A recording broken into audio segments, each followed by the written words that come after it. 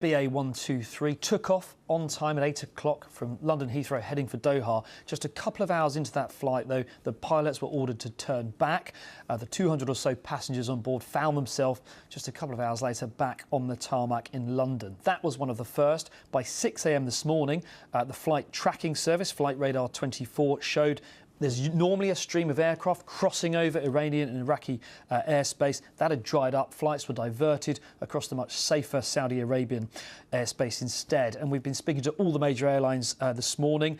They say they've diverted or cancelled many flights to the region, citing safety, of course, and apologising to customers. I'll give you a flavour. Virgin Atlantic cancelled its service from London Heathrow to Dubai. Also warned flights to the Maldives, India and Saudi Arabia could have longer flight times because of rerouting. British Airways cancelled flights to Tel Aviv and Bahrain until Wednesday. And today's service to Amman is grounded too. And Wizz Air confirmed it suspended all its flights to and from Israel, Dubai, Abu Dhabi and Amman with immediate effect up until including next Saturday. Flights also to Saudi Arabia cancelled until Tuesday. So major disruption in what is a very congested airspace anyway. Absolutely, yes. These routes that we're talking about here are extremely busy, and particularly they're busy over a weekend as well. Absolutely, yeah. And I mean, they are following the regulators' advice, the authorities, the European... ...of Iran this morning. Look, he gave us a history lesson at the beginning of his speech. He went back to 1979 and hit every single milestone of friction between Iran and the US and the region at large. So it doesn't surprise me at all that he ends with the call to rise. And I think he wants to see a repeat in the Venezuela scenario, where we've heard that there were some elements of support for his actions within Venezuela.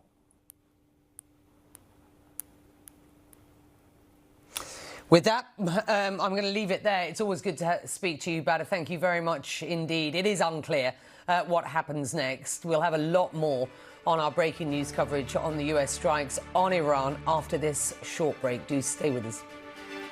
Released on social media that there is the real possibility that America might lose service personnel in that. And if bodies start coming back to Dover Air Base, if they start being repatriated, Donald Trump's support will take a massive hit. Alan Fisher, thank you. Let's go back to Ali Hashim now. And Ali, you've been covering Iran extensively. You've been covering sort of the build-up to this extensively. And one of the things that Alan kind of touched on here is the concern that was had not just in America, but in this wider region specifically. A number of U.S. allies and U.S. partners had been lobbying the president to stay out of exactly this sort of situation. How will this be received by the people who are now intercepting missiles? Well, the main idea right now is that this whole area is now in a situation of paralysis.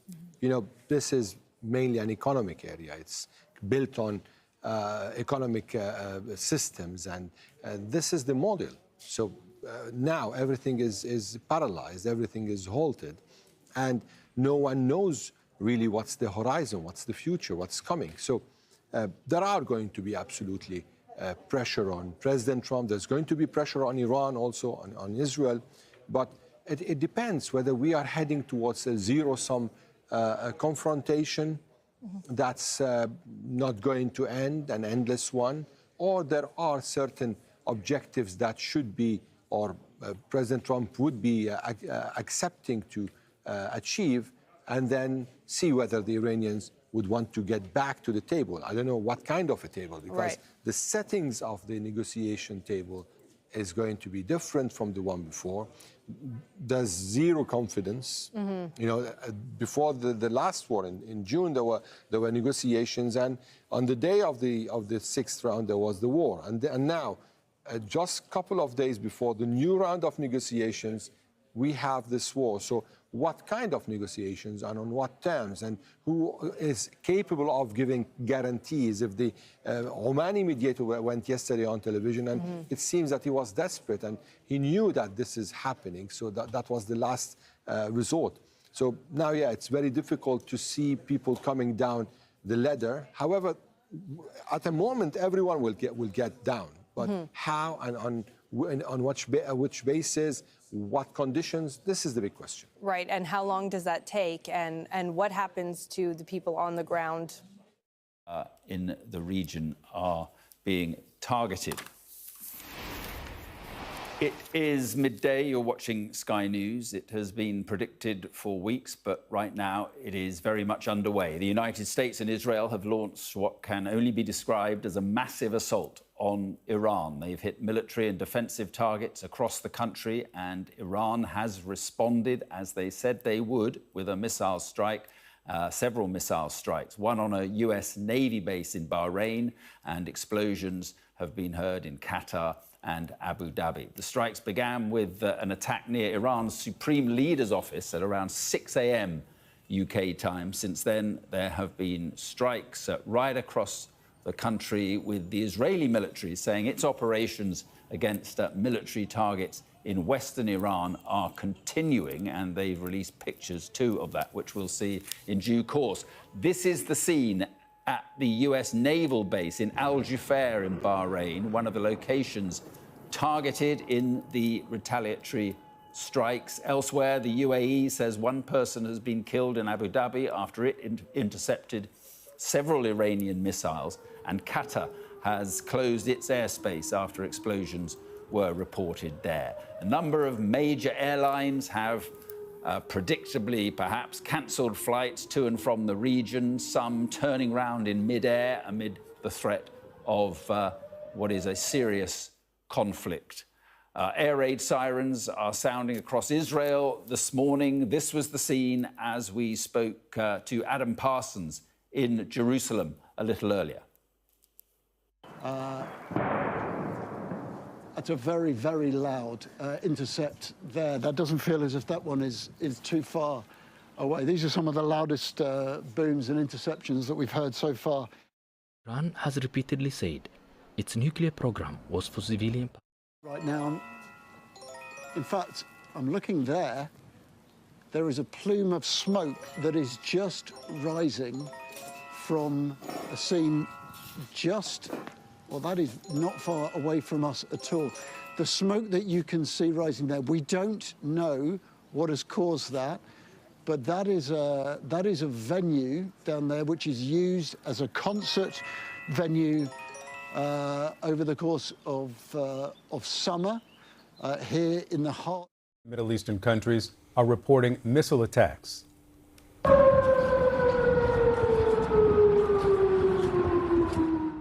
Those are the sirens in Bahrain, one of the countries reporting those strikes. Now, officials say a missile hit the service center of the U.S. Navy's Fifth Fleet in Bahrain. You can see here smoke billowing.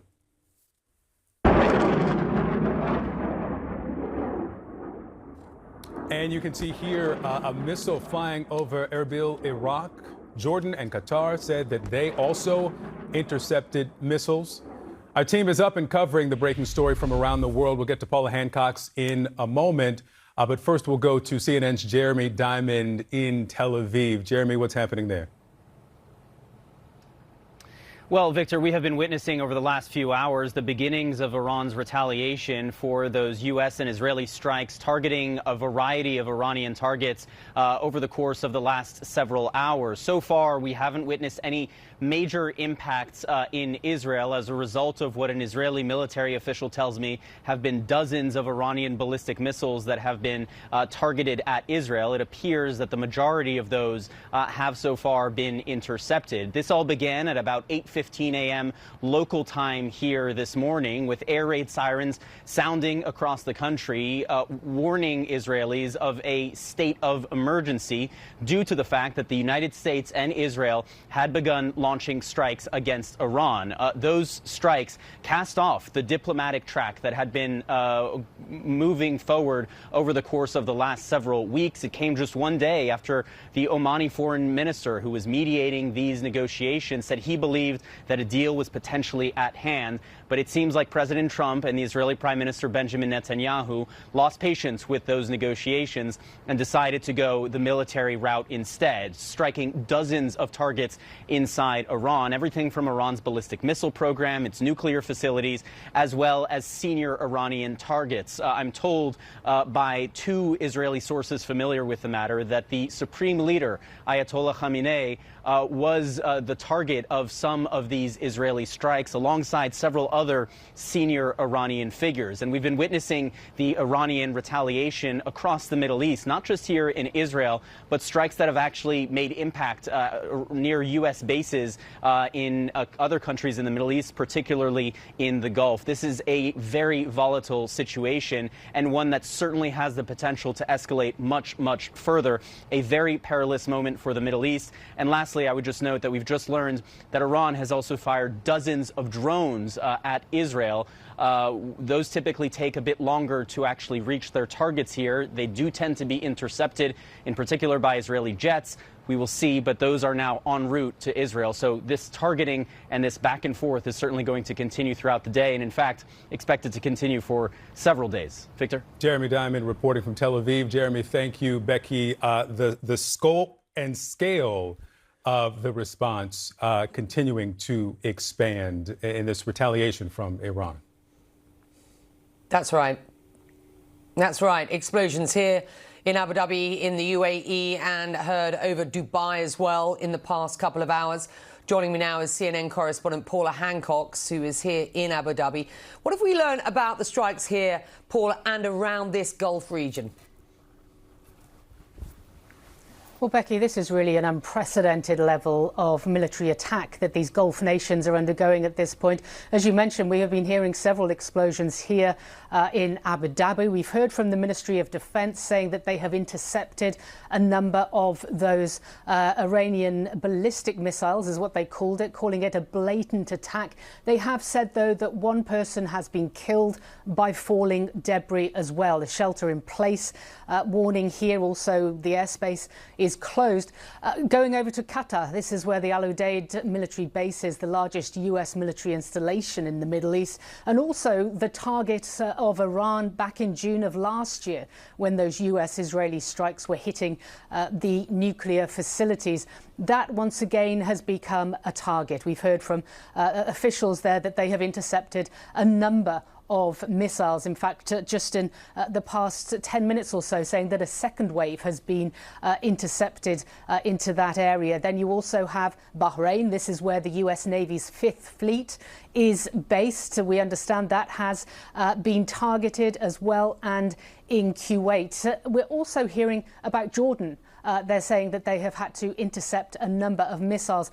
So the level of military attack that these Gulf nations are under at this point is really quite remarkable. Most of these are not countries that are accustomed to being under this level of attack. But all of these places have a shelter-in-place warning at this point. All of the authorities are saying stay indoors, do not go outside unless you absolutely have to, stay away from windows and stay safe. Becky? We've just had a statement from the UAE's Ministry of Foreign Affairs condemning in the strongest terms Iran's blatant missile attacks targeting this country and brotherly nations, they say. They denounced in the strongest terms the blatant missile attacks that targeted the UAE, several brotherly nations in the region, considering these acts a flagrant violation of national sovereignty and a clear breach of international law, and reserve the right to respond. Paula Hancock, thank you. We've learned that the US has mapped out a plan of escalating strikes, each phase lasting a day or two, then pausing to assess the damage. Joining me now by phone is CNN's chief national security analyst, Jim Sciutto. And Jim, this is your reporting. Just catch us up on what your sources are telling you.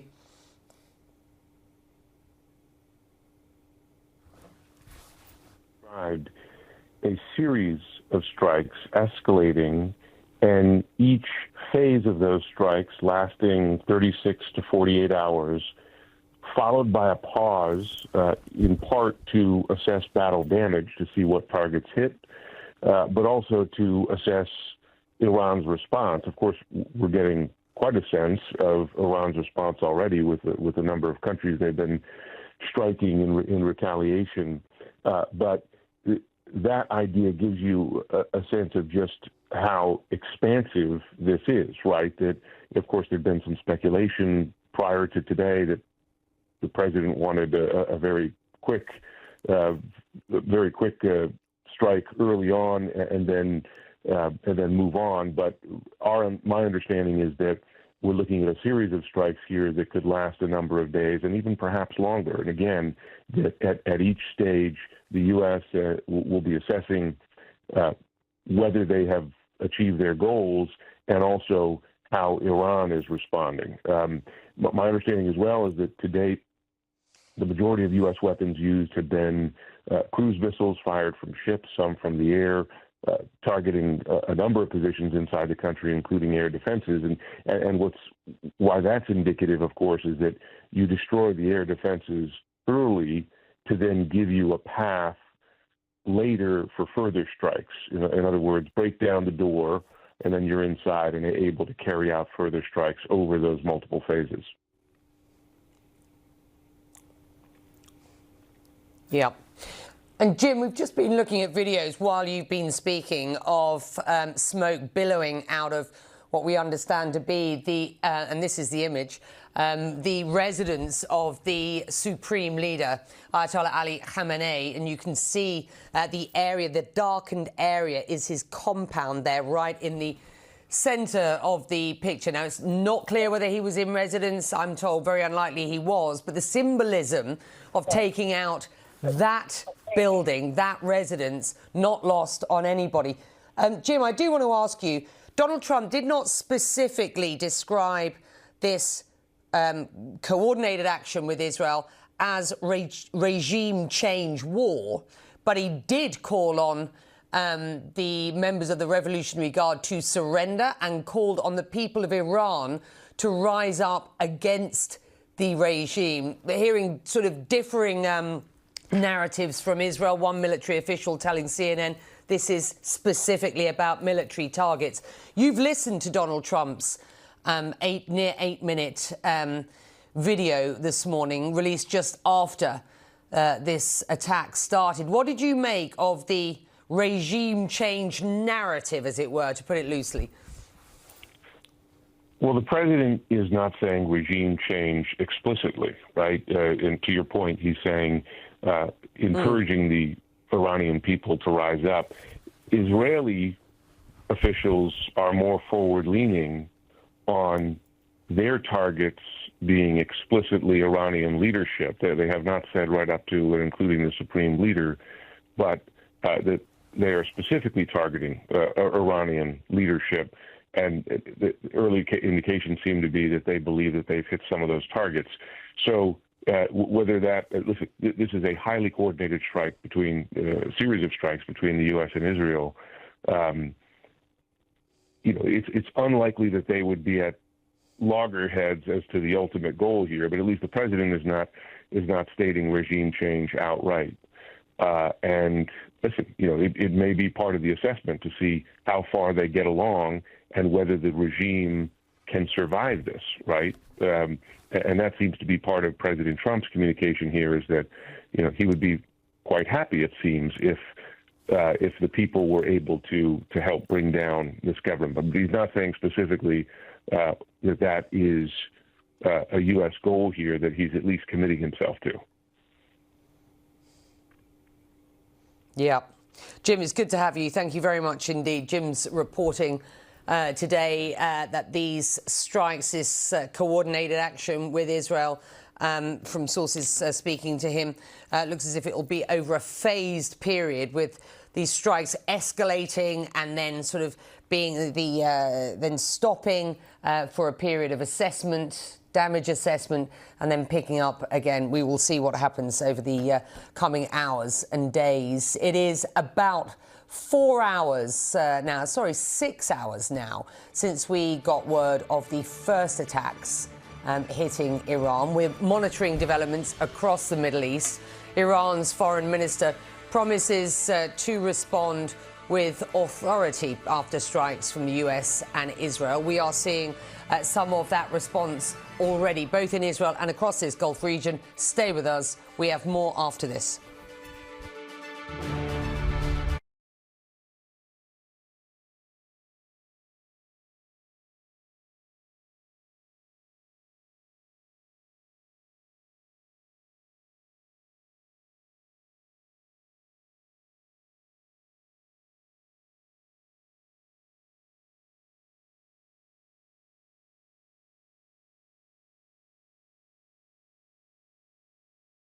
to news of this major operation in the Middle East, Operation Epic Fury, carried out on the orders of a president who, of course, campaigned to spare this country from so-called forever wars, and who was openly critical of one of his Republican presidential predecessors, George W. Bush, for the immersion in the conflict in Iraq that the United States became involved in. Well, that same president who criticised his predecessors for their inaction has now staged this massive and ongoing operation, as he called it in that video address this morning, going to the lengths of saying that this could lead to American casualties, and doing all of this without the approval of Congress. And indeed, just after word came of that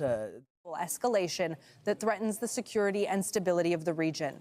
The Ministry of Foreign Affairs affirms that the state of Qatar reserves its full right to respond to this targeting in accordance with the provisions of international law and in proportion to the nature of the aggression, in defense of its sovereignty and to safeguard its security and national interests.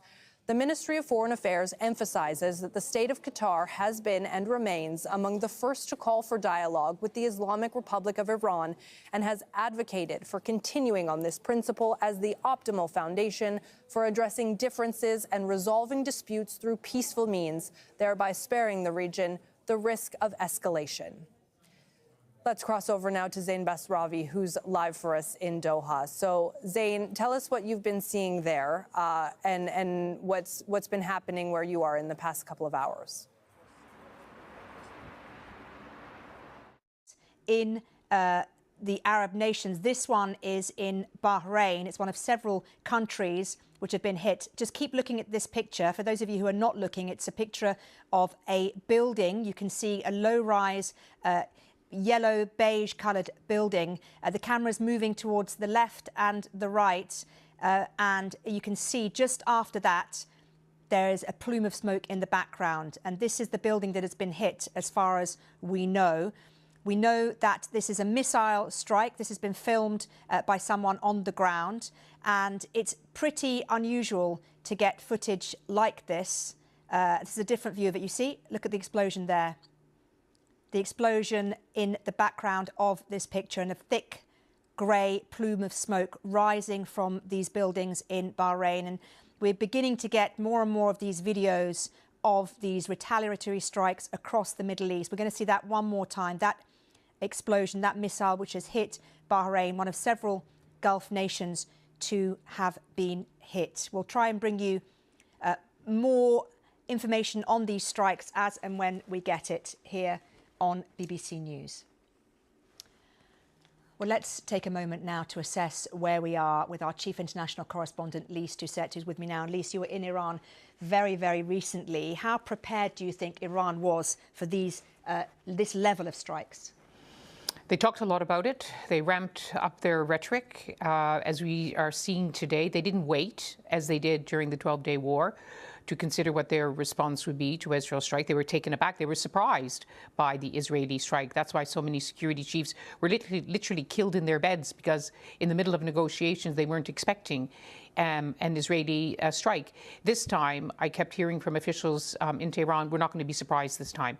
We are ready. Are the people ready? Iran doesn't have the air raid sirens or the bomb shelters that the people of Israel are now depending upon to keep themselves safe.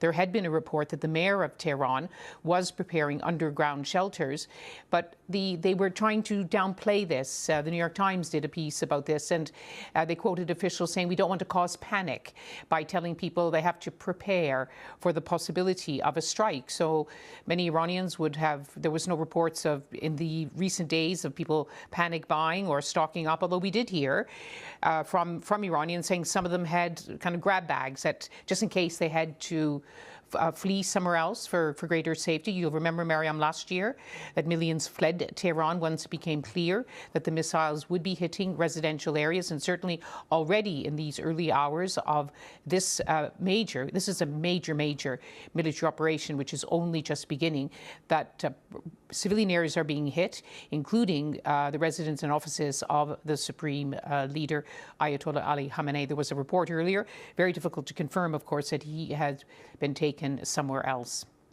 Let's talk a little bit about the regime in Iran, because they see this as an existential battle, right? It's a 47-year regime, fully entrenched in every way with Iranian society and politics. How difficult will it be for Iran potentially to extract itself from this regime? You hear from President Trump talking about regime change. How easy is that, though, in reality?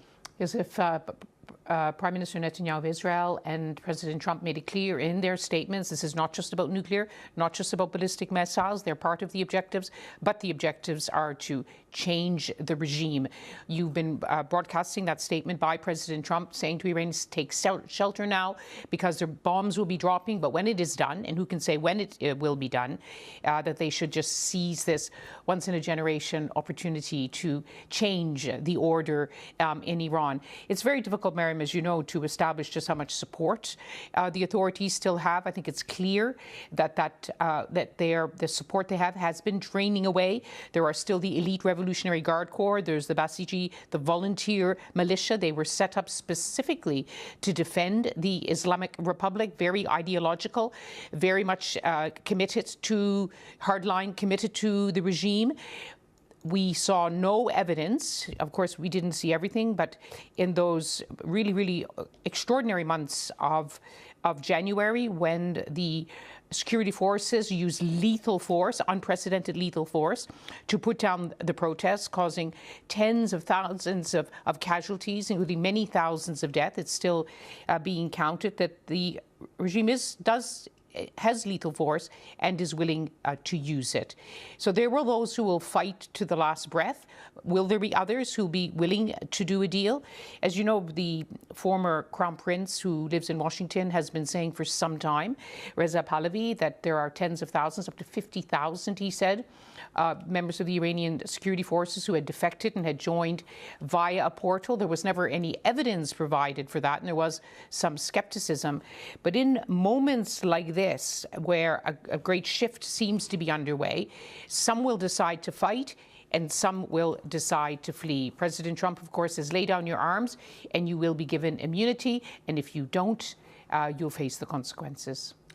What do you think is going to happen next? It's so hard to predict, isn't it? Where we can't say. We just don't know. Not even over the we have not seen this. Hours. This is truly a Middle East war. Look at all of the capitals this morning, which have already been hit. Compare that to the 12-day war where Iran launched dozens of missiles at the US's biggest military base in Qatar at the very end. Now we are not even, it's not, half a day is not yet done, and already so many areas have already been hit. And this is just the first day of what clearly will be an operation which will take many days, if not longer, to unfold. And we've had lots of lines coming into us.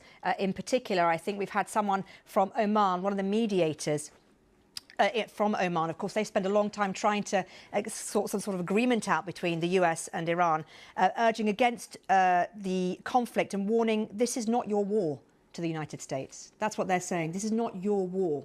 But of course, President Trump very much considers this now his problem.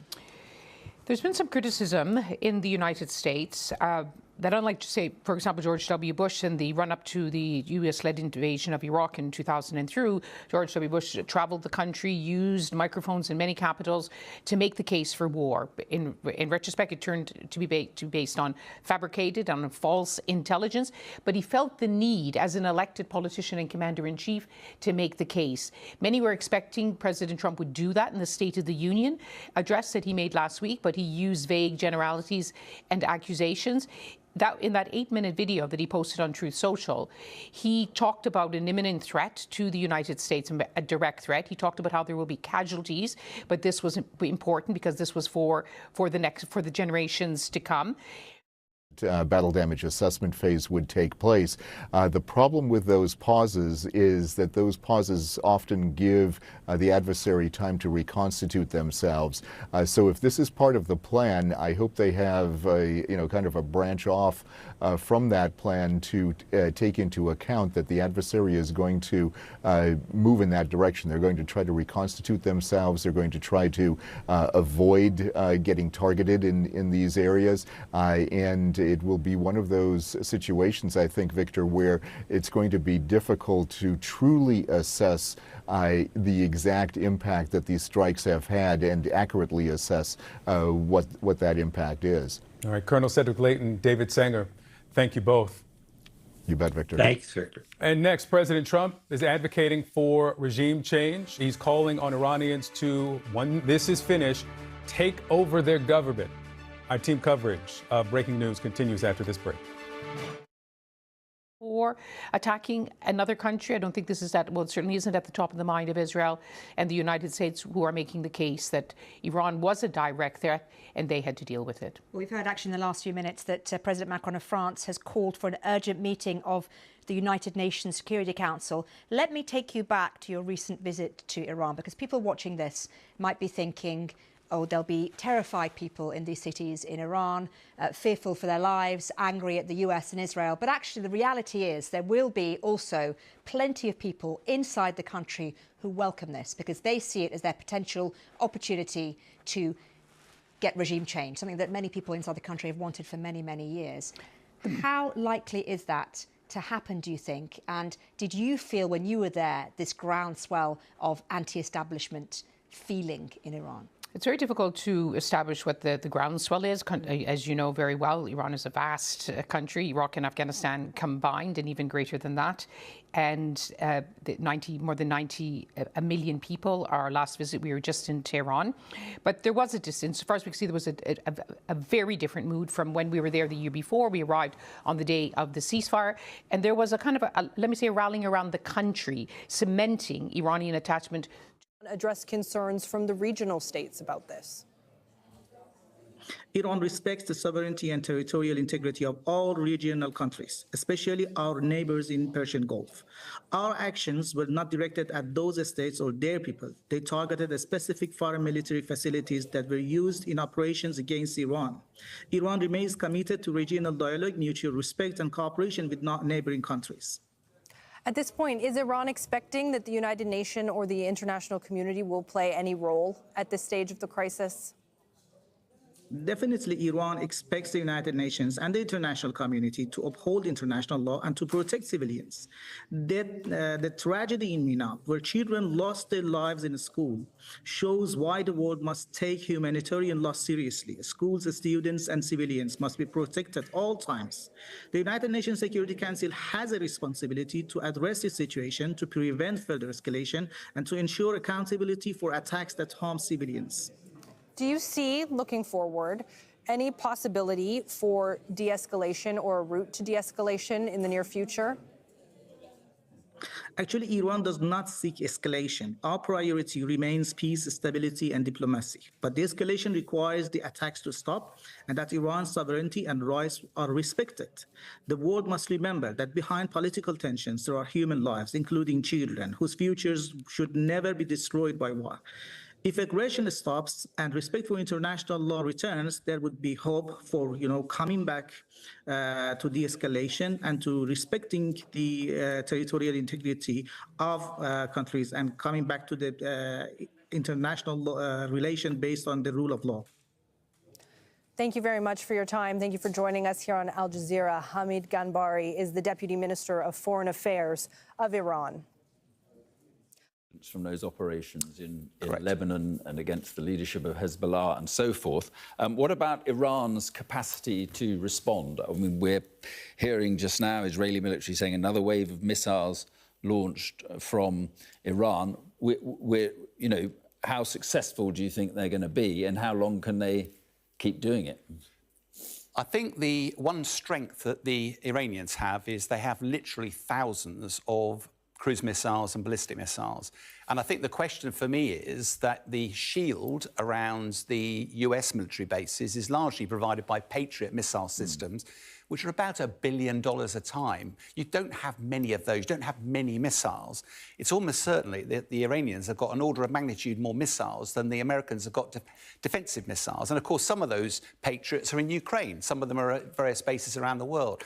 So I think the interesting bit is Iran is probably going to be launching as many as they can whilst they're still there. We've been seeing pictures of some of those being targeted by the US, but they're one missile at a time, not the production facilities. And I think we've already seen, if you look through Qatar, Al Udeid Air Base, really big air base.